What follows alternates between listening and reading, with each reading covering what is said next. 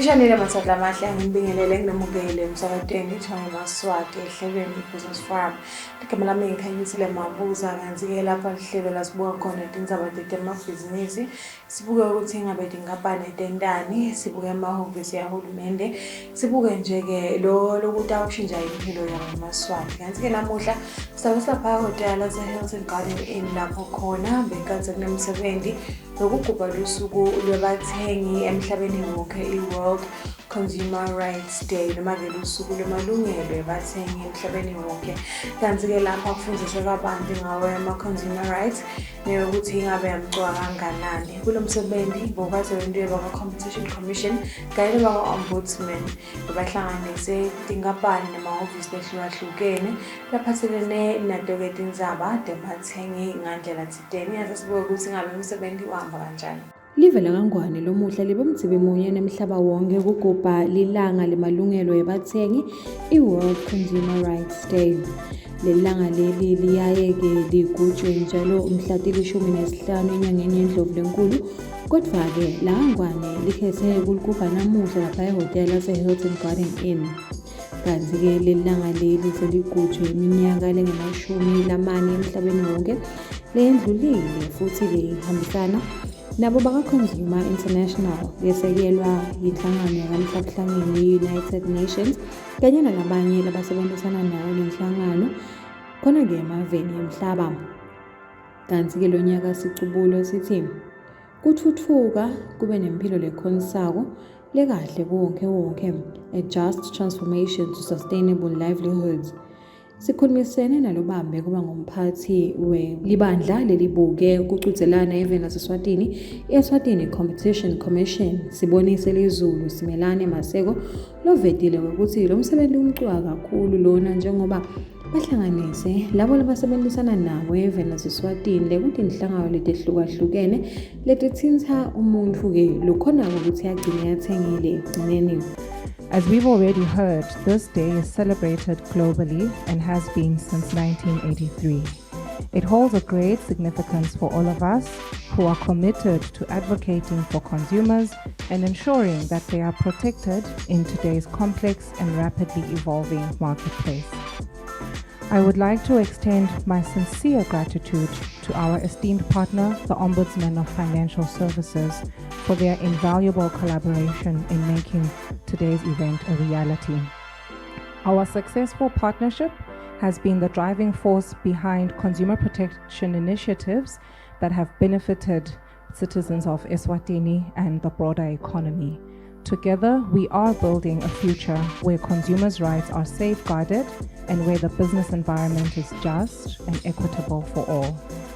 I'd also like to take this opportunity to express our deep appreciation to the Ministry of Commerce, Industry and Trade for their continued support and the crucial policy direction that they provide to us as the Commission.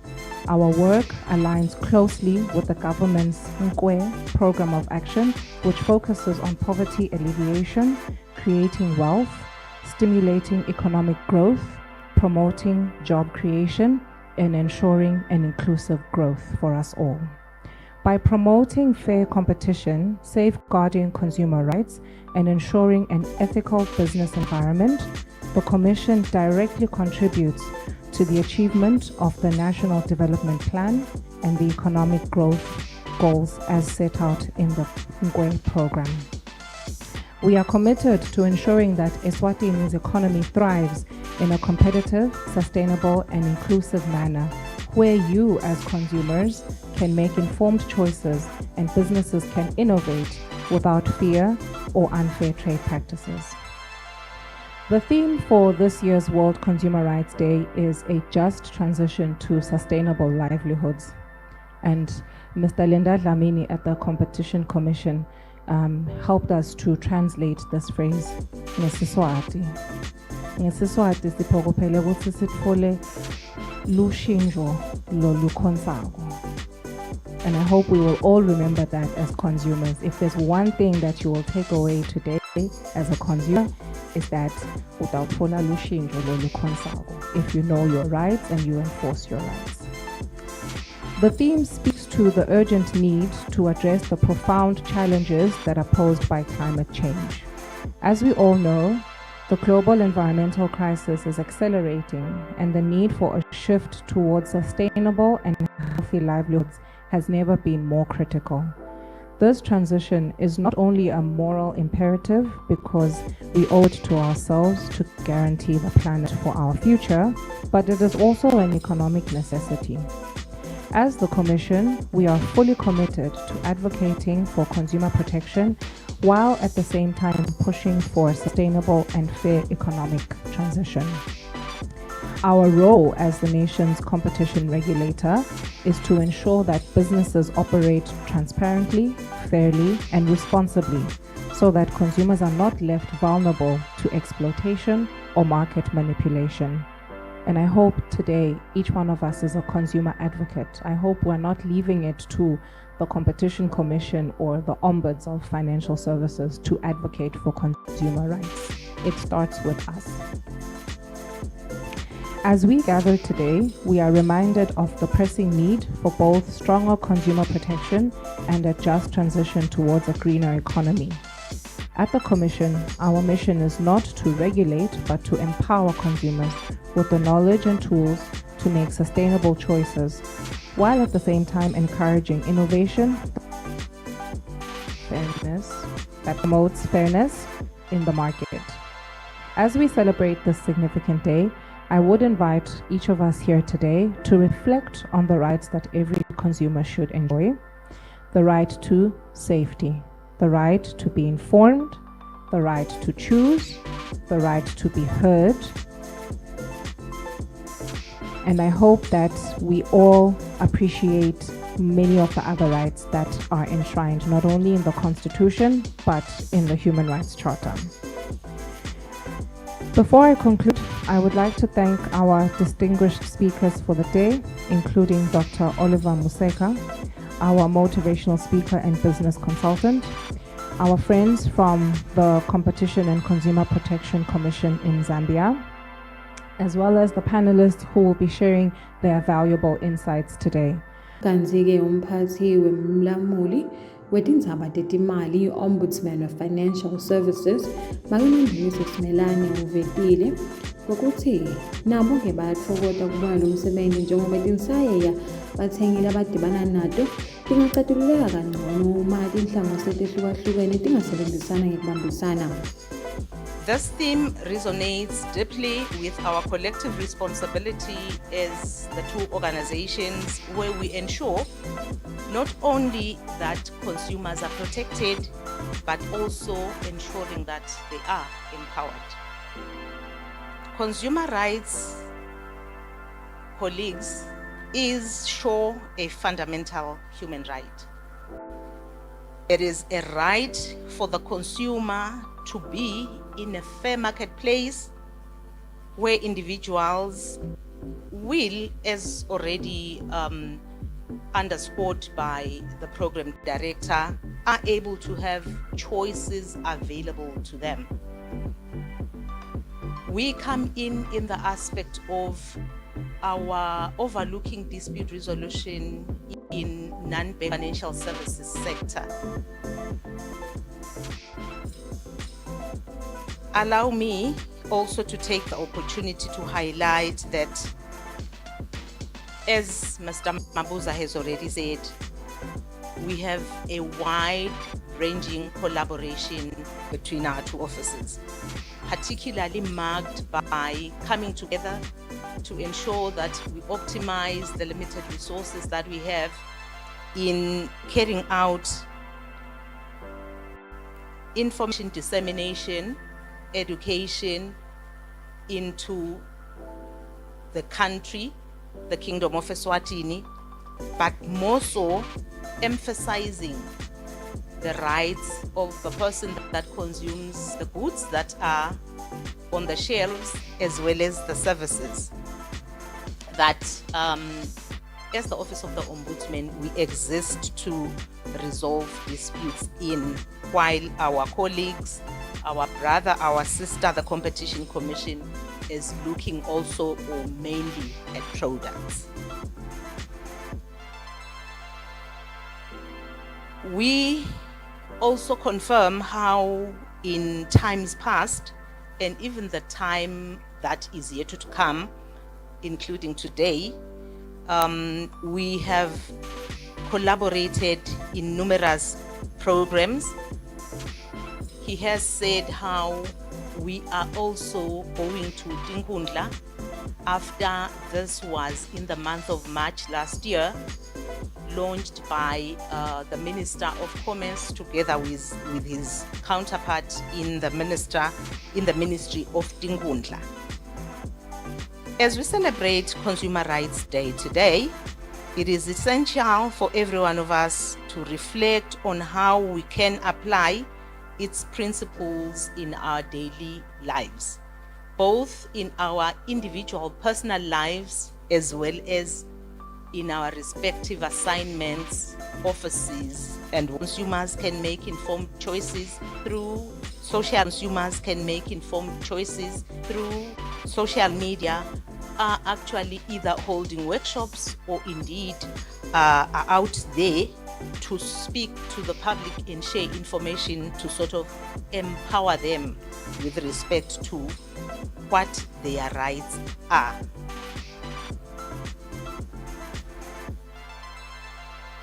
As we are here, we want to encourage every one of us to ask themselves two important questions that will address certain steps that sure must be actionable. How do you enhance transparency?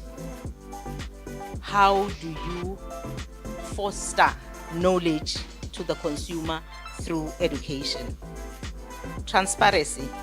Consumers deserve clear information about, for instance, in our case, how the services that they purchase actually are.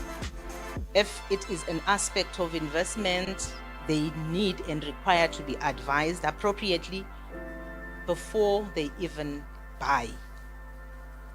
As a person, concerning consumer education, we already have said how in our partnership with not only the Competition Commission here, but other organizations, including the Central Bank, including the Eswatini Legal Aid, and others, including CIMAC, we are always, time and again, going out to yourselves through the modes that we've already spoken and try to disseminate information as touching our respective fields.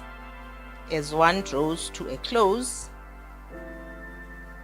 we want to say, as we move forward from today's conference, let us commit ourselves not only to protecting consumer rights, but also to fostering an environment where those rights are going to lead towards more sustainability in the future. When people talk sustainability, it sounds like it is a huge thing, it is an expensive thing.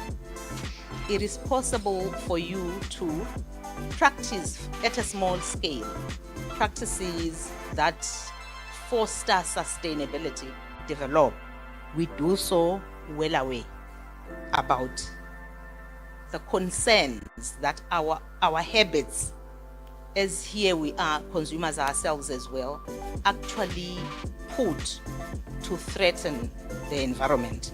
And yet the environment will in turn subject us to hazards. So may we, each and every one of us, take responsibility from the small scale that I've mentioned to ensure that as we transition, as we develop, as we innovate, we do so very much with a mind to ensure sustainability.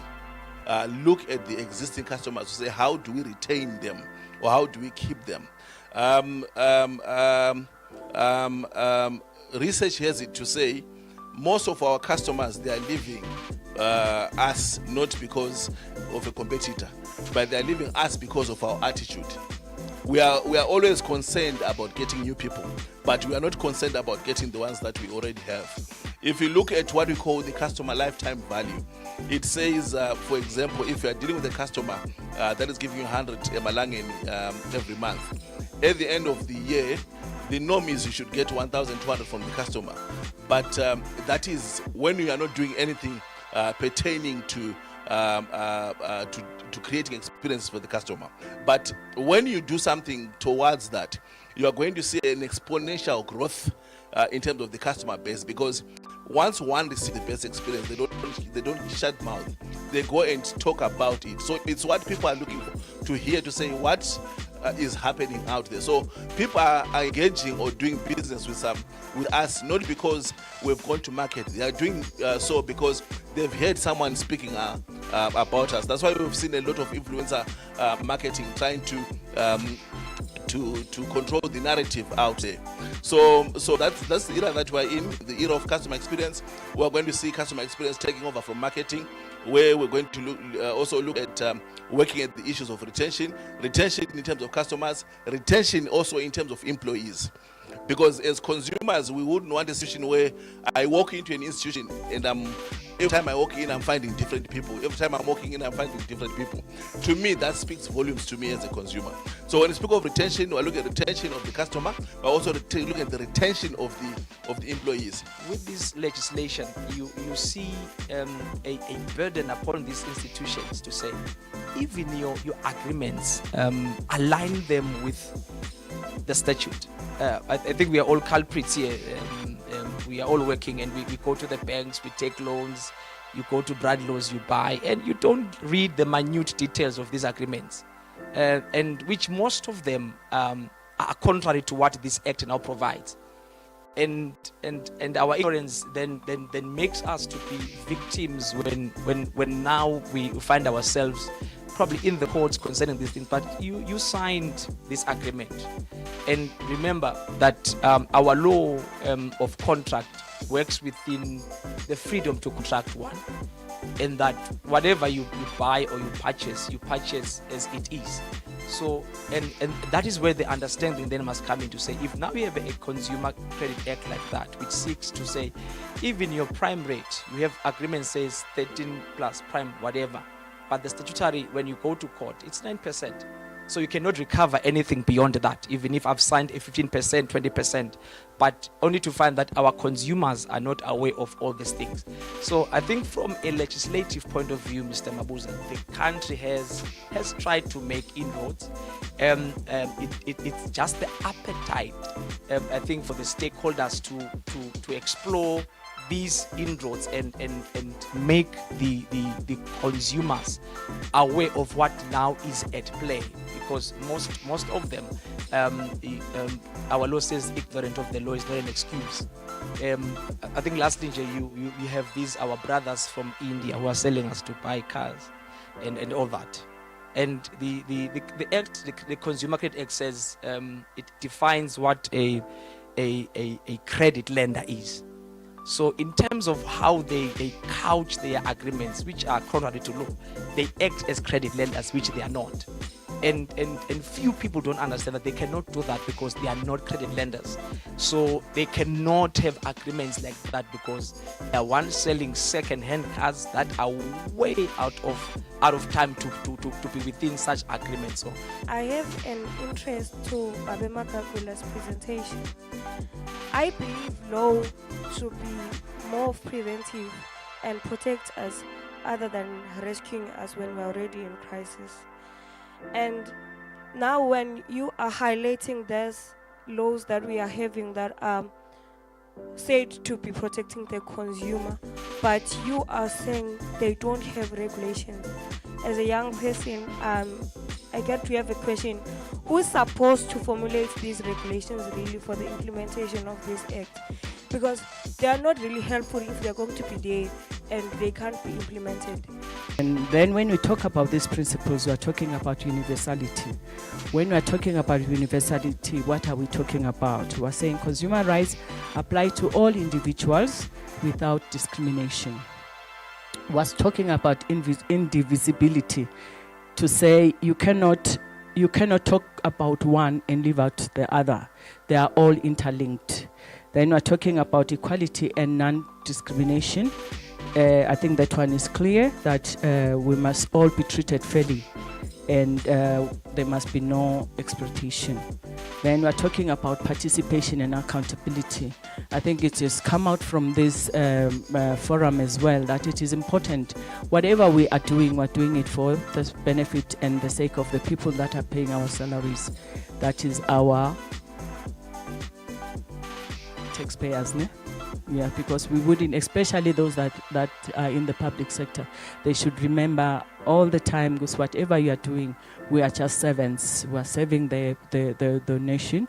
And what we see sometimes is that people start swinging in chairs and they forget that their main customer is the taxpayer. What's the role of the Commission now? We undertake an oversight mandate and accountability to ensure that consumer complaints mechanism function effectively and duty bearers are held accountable. We're also looking at public awareness and education. Yes, whilst we are very thin on the ground, we are big on forging partnerships, and I'm sure that that's underway between ourselves and the Commission in order to say we can't do it alone. There's just so much to do and so little time. And I think the CEO of SPRA also said, well, we've been working in silos for too long, and I think that should end. And we know that that is the key challenge that we're facing in us fulfilling our mandates. And Marian Hlengetwa, she spoke about the access to justice for a number of us. We are here, we remember that consumers are we're not just having the conscious consumers only. We also have this that are not really aware, or some of them are even illiterate. They don't know their rights. And about what are they supposed to do if they encounter problems? How popular is the education on the consumer rights? I know I'm from an organization that is supposed to be doing that awareness, but then we live in a country whereby consumer rights really are not that popular. And our act and as in laws, people, they find taboo.